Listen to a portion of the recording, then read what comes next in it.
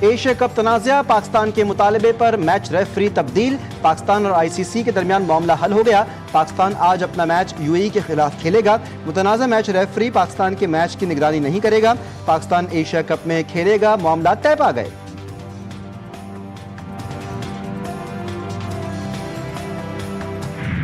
بھارتی ٹیم نے پاکستانی کھلاڑیوں سے ہاتھ نہ ملا کر کون سا تیر مار لیا؟ بھارت آپریشن سندور جیت گیا۔ بھارتی پنجاب کے وزیر اعلیٰ بھگونت مان پاکستانی ٹیم سے بھارتی کھلاڑیوں کے ہاتھ نہ ملانے پر برس پڑے۔ کہا یہ کون سا دوہرا معیار ہے کہ پاکستانی اداکاروں کی فلم ریلیز نہیں کرنی لیکن میچ کھیلنا ہے اور ہاتھ بھی نہیں ملانا۔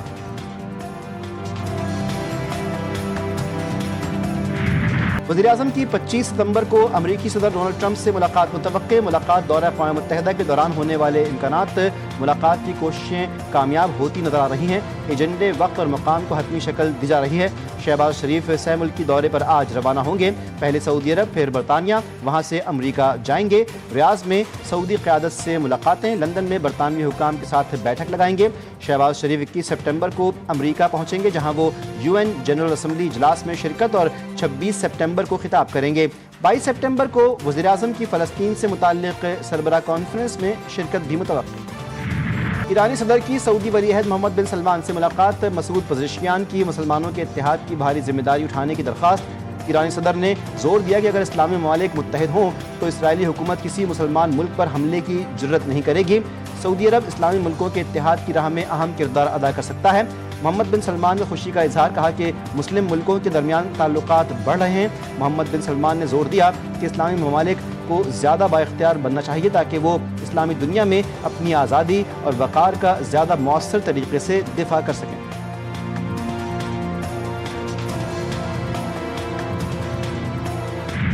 ایٹمی طاقت سے مسلح پاکستان مسلم امہ کے ساتھ کھڑا ہے اور ہماری صلاحیت دفاع کے لیے ہے۔ غزہ سمیت تمام مسائل کا حل بات چیت میں ہے، لیکن کوئی فریق بات نہ کرے تو دیگر آپشنز پر عمل کرنا ہوگا۔ وزیر خارجہ اسحاق ڈار کا الجزیرہ کو انٹرویو، واضح کیا پاک افواج ہر چیلنج سے نمٹنے کے لیے تیار ہیں۔ کسی نے ہم پر حملہ کیا تو وہ مئی کی 4 روزہ جھڑپوں کو یاد رکھے۔ پاکستان دشمن کو بھرپور جواب دینا جانتا ہے۔ بھارت یک طرفہ سندھ طاس معاہدہ معطل نہیں کر سکتا۔ مستقبل کی جنگیں پانی پر ہوں گی۔ اقوام متحدہ کے تحقیقاتی کمیشن کی غزہ میں فلسطینیوں کی نسل کشی کی تصدیق۔ کمیشن کی سربراہی اور بین الاقوامی فوجداری عدالت کی سابق جج ناوید پلے نے کہا کہ نتنیاہو اور دیگر حکام کے بیانات نسل کشی کے ارادے کا براہ راست ثبوت ہیں۔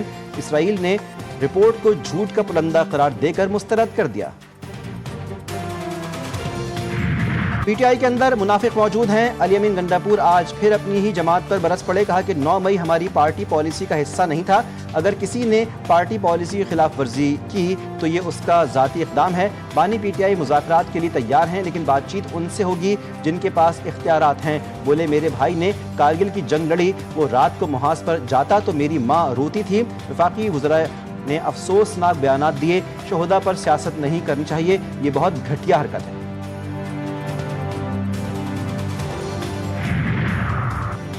بارشوں کے باعث برفانی جھیلوں کے پھٹنے کا خدشہ، آج سے 19 سپٹمبر کے دوران ملک کے بالائی علاقوں میں مزید بارشیں متوقع۔ محکمہ موسمیات کے مطابق برفانی جھیلیں پھٹنے سے فلیش فلڈنگ اور نالوں میں طغیانی کا خدشہ ہے۔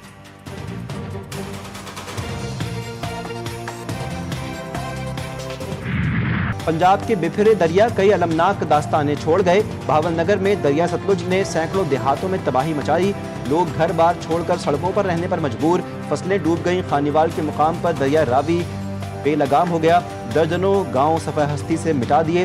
دریا سندھ میں بپھرتی لہروں نے کئی گھر اجاڑ دیے۔ گھوڑکی کے علاقے قادرپور میں سیلابی پانی متعدد دیہاتوں میں داخل۔ ٹھارو شاہ میں کچے کی آبادیوں کے کئی دیہات زیریاب، علاقہ مکینوں کیمپوں میں جانے سے انکار۔ ٹھٹا اور سجاول اضلاع کے کچے میں پانی داخل۔ قصور میں امریکی ناظم الامور ڈیلی بیکر کا دریا ستلج سے منسلک سب سے زیادہ متاثرہ علاقوں کا دورہ۔ ناظم الامور نے امدادی کیمپوں میں بے گھر خاندانوں اور امدادی کارکنوں سے ملاقات کی۔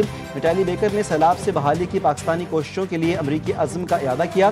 انہوں نے کہا کہ وہ ضلعی انتظامیہ کی مربوط کوششوں کو سراہتی ہیں جنہوں نے اس بات کو یقینی بنایا کہ علاقے میں ایک بھی زندگی ضائع نہ ہو۔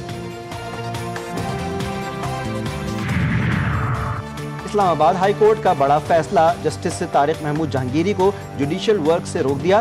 چیف جسٹس سرفراز ڈوگر اور جسٹس محمد اعظم خان پر مشتمل ڈویژن بینچ نے میاں داؤد کی درخواست پر سماعت کے بعد تحریری حکم نامہ جاری کیا۔ اسلام آباد بار ایسوسی ایشن کا آج مکمل ہڑتال کا اعلان۔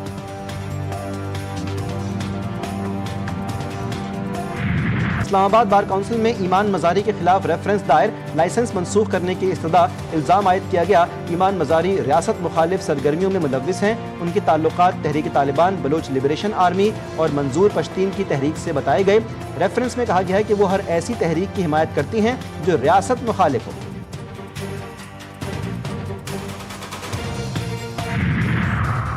پی ٹی آئی کے سینٹ قائمہ کمیٹیوں سے استعفے، 17 استعفے جمع، باقی آج جمع ہوں گے۔ پاکستان تحریک انصاف کے رہنما سینیٹر علی ظفر کے مطابق ان کے پاس تقریباً سب کے استعفے آ گئے ہیں۔ 17 استعفے جمع ہوں گے، باقی آج جمع کروا دیں گے۔ بانی کی ہدایت پر تمام قائمہ کمیٹیوں سے اپنے استعفے جمع کروائیں گے۔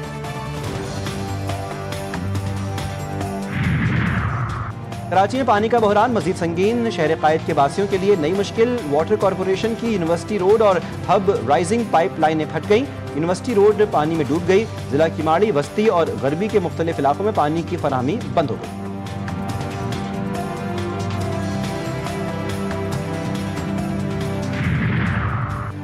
کراچی میں بچیوں سے زیادتی کے ویڈیو اسکینڈل کے بعد ایک اور دلخراش واقعہ، سرجانی ٹاؤن میں 11 سالہ معصوم بچی زیادتی کے بعد قتل، پولیس نے موت کو خودکشی قرار دیا۔ پوسٹ مارٹم رپورٹ نے حقائق بے نقاب کر دیے۔ آسیہ کو گلا دبا کر قتل کیا گیا، لاش گھر کی چھت سے ملی تھی۔ اہل خانہ نے مبینہ حقائق چھپانے کے لیے قانونی کارروائی سے انکار کیا تھا۔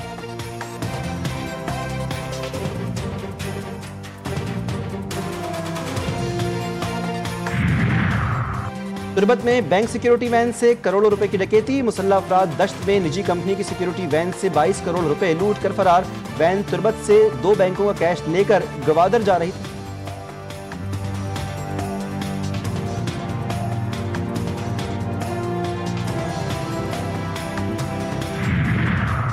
گھریلو صارفین کو ملکی گیس کا کنیکشن دینے پر مستقل پابندی عائد، سوئس اور ناردرن کو پہلے سے وصول شدہ 30 لاکھ درخواستیں منسوخ کرنے کی ہدایت۔ پیٹرولیم ڈویژن نے وفاقی کابینہ کا منظور کردہ فریم ورک سوئس اور سوئی ناردرن کو ارسال کر دیا۔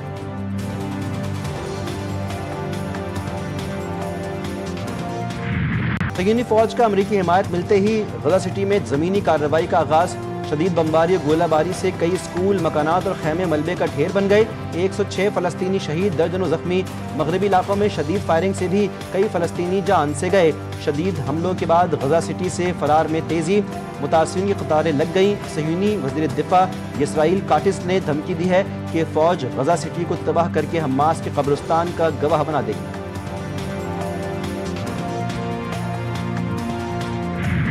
قطر اور دیگر ممالک نے اسرائیل کو تنہا کر دیا، اسرائیلی وزیراعظم کا اعتراف۔ نتن یاہو نے اسرائیل کو یونان کی قدیم ریاست اسپارٹا سے تشبیہ دے دی، کہا کہ اسرائیل کی صورتحال سپر اسپارٹا جیسی ہے، تیار ہونا پڑے گا۔ اسرائیل کو نئی اقتصادی حقیقت کے لیے تیار ہونا چاہیے۔ ایران نے ناکہ بندی کر کے اسرائیل کو تباہ کرنے کی کوشش کی تھی۔ مغربی یورپ سے اسرائیل کو چیلنج درپیش ہے، امریکہ اور بہت سے ملکوں میں ہمارے ساتھ کھڑے ہیں۔ T20 ایشیا کپ 2025 اہم مقابلہ، بنگلہ دیش کے سنسنی خیز مقابلے کے بعد افغانستان کو 8 رنز سے شکست۔ 155 رنز کے تعاقب میں افغان ٹیم 146 رنز پر ڈھیر۔ مستفیض الرحمان نے 3 شکار کیے۔ پہلی اننگز میں بنگال ٹائیگرز نے 5 وکٹوں کے نقصان پر 154 رنز بنائے تھے۔ تنزید حسن 52 رنز کے ساتھ نمایاں رہے۔ اور پاک جنوبی افریقہ ویمن سیریز کا پہلا ون ڈے، سدرا امین کی شاندار سینچری بیکار گئی۔ جنوبی افریقہ کی پاکستان کو 8 وکٹوں سے شکست۔